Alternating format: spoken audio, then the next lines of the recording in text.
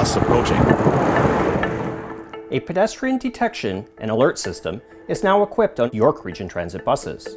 The system uses multiple cameras on the exterior of the bus to detect the presence of vulnerable road users, or VRUs, such as pedestrians and cyclists. The system visually tracks VRUs and calculates their distance and relative speed.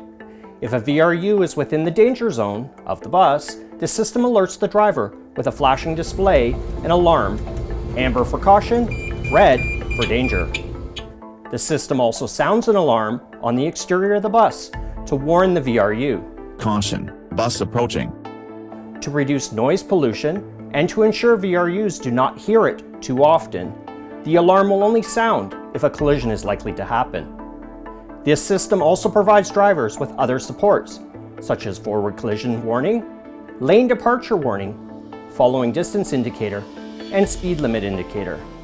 This powerful system is just one of the tools we are using to make York Region roads safer for all travelers.